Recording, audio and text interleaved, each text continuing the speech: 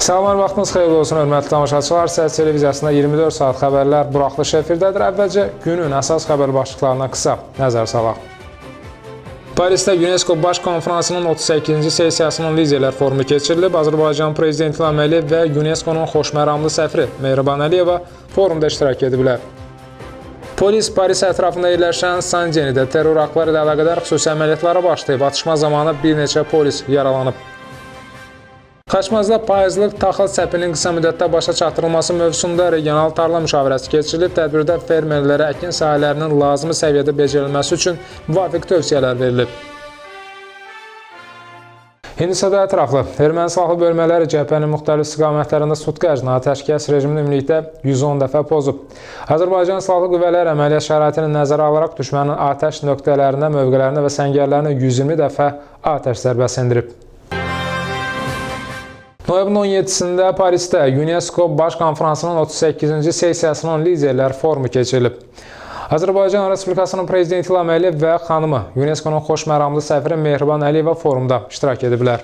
Prezident İlham Əliyev və xanımı Mehriban Əliyeva UNESCO Baş Konfransının 38-ci sessiyasının liderlər forumunda iştirak etmək üçün təşkilatın mənzil qərargahına gəliblər. Bu il UNESCO-nun nizamnaməsinin qəbulundan 70 il ötür. Təşkilatın yaradılmasının 70 ili münasibətlə bir sıra tədbirlərin keçirilməsi nəzərdə tutulub.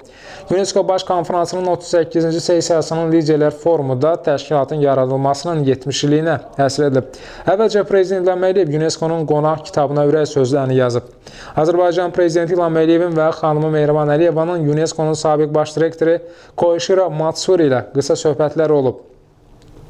UNESCO Baş Konfransının 38-ci sessiyasının sədri, Nambiyanın İnformasiya və Kommunikasiya Texnologiyaları Nazirinin müavini Stanley Mutumba Simata tədbiri açaraq forumun gündəliyi barədə məlumat verib. Dövlətimizin başçısı forumda çıxış edib. Forumdan sonra Azərbaycan Prezidenti İlham Əliyev və xanımı Mehriban Əliyeva UNESCO-nun baş direktoru İrina Bokova ilə görüşüblər.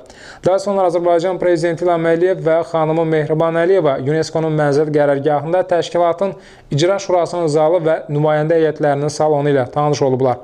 Dövlətimizin başçısı və xanımı ölkəmizin UNESCO-ya üzv olmasının 20 ili münasibətilə Azərbaycan Respublikası tərəfindən hədiyyə edilən daş at və daş qoç abidələrinə baxıblar. UNESCO-nun mənzil qərargahının həyətində qoyulan bu heykəllər burada daimi olaraq sərgilənir. Həmin heykəllər 12-13-cü əsrlərə aiddir və Tovuz rayonunun Aşağı Ayıblı kəndindən tapılıb.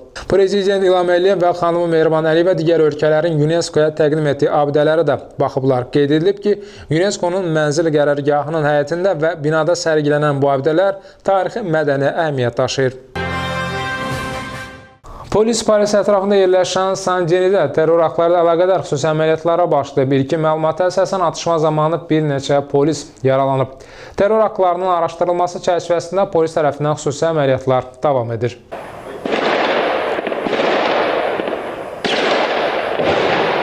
Paris prokurorluğu şəhər polisinin paytaxt ətrafında yerləşən Saint-Denisdə terror aktları ilə əlaqədar xüsusi əməliyyat keçirdiyini təsdiqləyib. RIA Novosti'nin xəbərinə görə ilkin məlumata əsasən atışma zamanı bir neçə polis yaralanıb.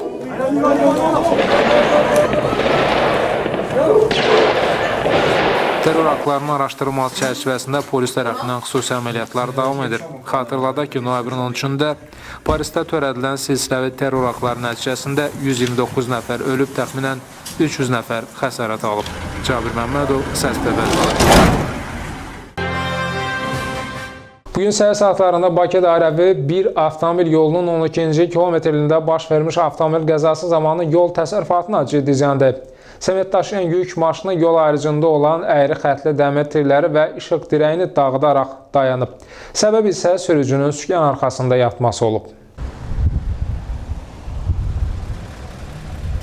Bugün səhər saatlarında Bakı dairəvi bir avtomobil yolunun 12-ci kilometrliyində baş vermiş avtomobil qəzası zamanı yol təsərrüfatına ciddi ziyan dəyib. Bakı dairəvi bir avtomobil yolunun Lökbatan dairəsi istiqamətində hərəkətdə olan Şaqman markalı 90 və U596 dövlət nömrə nişanlı sement daşıyan yük maşını yol ayrıcında olan əyri xətli dəmir tirləri və işıq dirəyini dağıdaraq dayanıb. Ağır tonajlı yük avtomobilini idarə edən sürücü Rəşad İsmayılovun sözlərinə görə sükan arxasında yuxulayıb və bir anlıq sükana hakimiyyətini itirib. Bu zaman isə qəza baş verib. Baş vermiş qəza zamanı təqribən 100 vagonmetr əyri xətli dəmir tirlər və bir işıq dirəyi sıradan çıxıb.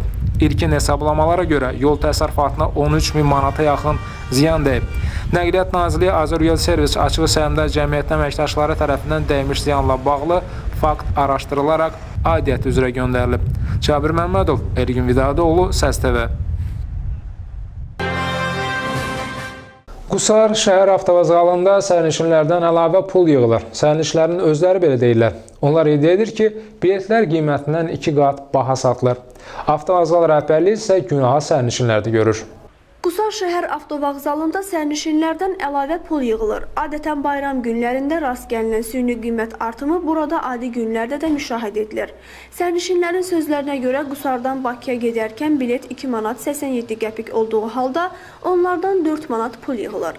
Bilet almaq üçün kassaya müraciət etdikdə isə ya kassa bağlı olur, ya da bilet yoxdur cavabını eşidirlər. Onlar da məcbur qalıb sürücülərin dırnaqarası desək oxuduğu qiymətlə razılaşmalı olurlar. Gedirsiniz hər dəfə Bakıya? 4 manat aparılırdı. Bilet almışsınız mı? Böyle bilet vermişiz. İndi birazdan alınacaq bilet. 4 manata verilir bilet. Bəli. Neçə verirlər üzrsə? 4 manat, 4 manat. Biletiniz almışsınız? Yox. Niyə? Bilet var, gedim alın. Yoxdur yəni. Yox, bilet alan dizələ minmə, düş aşağı. Bunun başqa yolu yoxdur. Başqa vur uşağı. Gedək bilet alın, verin mənə. Mən də gəlim oturum, yaxşı oğlansınız. Qusar Avtovağzal Səhmdar Cəmiyyətinin direktoru Tofiq İbrahimov isə günahı bilet almayan sərnişinlərdə görür. O deyir ki, sərnişinlər çox az hallarda kassaya müraciət edirlər. Belə hallar bizdə bu qiymət də yazılıb kassanın qabağında. Gələn bilet alır. İndi ola bilər o biz deyə bilmərik yolda minə, o birisi belə hallar olursa, ancaq avtovağzalda yox. Ona biz bütün gün nəzarət edirik. Marşrutda oturan şəxslər deyirlər ki, yəni 4 manata gedirlər. Yox, yalandır. Bizə hələ adam rast gəlməyib. Ya biz bu kassaya gələni qaytarmırıq dala. Biz buradayıq, dispetçer buradadır, kassir buradadır. Müraciət edə bilərlər. Ala bilərlər. Problem burada heç nə yoxdur. Heç bir problem yoxdur. Mütəxəssislər isə hesab edir ki, qiymətlərin süni olaraq artırılması bir tərəfdən insanların hüquqlarının pozulmasına səbəb olur, digər tərəfdən isə dövlətin nüfuzuna xələl yetirir. Tarif Şurasının müəyyən etdiyi qiymətləri süni olaraq artırmaqla insanları aldatmaq cinayət əməlidir. Sərnişinlər buna görə məhkəməyə müraciət etməklə pozulmuş hüquqlarını bərpa edə bilərlər. Jalə Bayramlı, Emin Kərimov, Səs TV, Qusar. Əkin sahələrində məhsul biçildikdən sonra şumlama prosesi aparılmalıdır, lakin bir sıra fermerlər buna əməl etmir. Nəticədə isə məhsuldarlıq aşağı düşür. Kənd Təsərrüfatı Nazirliyinin bitkiçilik şöbəsinin müdiri İmran Cümşüdov Xaçmaz rayonunda keçirilən tədbirdə bu fikirləri səsləndirib. Taxıl sahələrində düzgün aparılmayan agrotexniki qulluq məhsuldarlığın azalmasına səbəb olur. Əkin sahələrində məhsul biçildikdən sonra şumlama prosesi aparılmalıdır. Lakin bir sıra fermerlər buna əməl etmir. Nəticədə isə məhsuldarlıq aşağı düşür. Kənd Təsərrüfatı Nazirliyi Bitkiçilik şöbəsinin müdiri İmran Cümşüdov bu qənaətdədir. Qeyd edək ki, Kənd Təsərrüfatı Nazirliyinin təşkilatçılığı ilə Xaçmaz rayonunda payızlıq taxıl səpilinin qısa müddətə başa çatdırılması mövzusunda regional tarla müşavirəsi keçirilib. Tədbirdə Nazirliyin Bitkiçilik şöbəsinin Kənd Təsərrüfatı Nazirliyi yanında bitki sortlarının qeydiyyatı və toxum nəzarəti üzrə Dövlət Xidmətinin, Agrolizing, Açıq Səhmdar Cəmiyyətinin, Aqrar Elm və İnformasiya Məsləhət Mərkəzinin, Aidiyyəti Elmi Tədqiqat İnstitutlarının, yerli icra hakimiyyəti orqanlarının, eləcə də fermer və sahibkarlar olmaqla ümumilikdə 300 nəfərdən artıq nümayəndə iştirak edib. Tədbirdə Nazirliyin nümayəndələri şumlama və digər torpaq becərmə işlərinin və səpinin optimal müddətdə aparılmasının gələcək yüksək məhsulun təməlinin qoyulmasında mühüm əhəmiyyət daşıdığını vurğulayıblar. Sonradan ənənəvi üsulla şumlama aparılması eyni zamanda resurslara qənaət edən müasir texnologiyalar əsasında torpağın minimal və sıfır becərilməsi üsulu ilə səpin aparılması, agrotexniki tələblərə uyğun olaraq şum altına və səpinlə birlikdə gübrələrin tətbiqi əyani şəkildə nümayiş etdirilib. Fermerləri maraqlandıran məsələlər onlara izah olunub və onlara məxsus əkin sahələrinin lazımi səviyyədə becərilməsi üçün müvafiq tövsiyələr verilib. Yəni məqsədimiz fermerləri Yəni bölgədə ətraf rayonların məhsul istehsalçılarını, fermerləri dəvət eləmişik. Əyani şəkildə payızlıq taxılın səpinində mütərəqqi, səmərəli texnologiyaları əyani şəkildə nümayiş etdirir fermerlərə. Yəni bu səpin müddəti elə bir şeydir ki, məhsuldarlığı əsas deməli göstərən amillərdən biri səpin müddətinə düzgün əməl edilməsidir. Bu hər bir bitkinin becərilməsinin aqrotexnikası var. Yəni sələb bitki yığıldıqdan sonra, tutarım taxıl biçildikdən sonra torpaqda becərmə əməliyyatı aparılmalıdır. Şumlanmalıdır, disklənməlidir və o ata-babadan ki var şumu yayı görməlidir. Yəni yayın günəşli günlərində yəni şum aparılmalıdır. Bu həqiqətən də öz təsirini göstərir.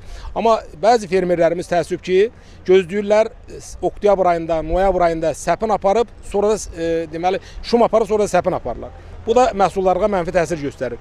Şalə Bayramlı, Emin Kərimov, Səs TV, Xaçmaz. Hörmətli tamaşaçılar, 24 saat xəbərlər buraxılışından bu günlük sizə çatdıracaqlarımız bunlar idi. Sağ olun, salamat qalın.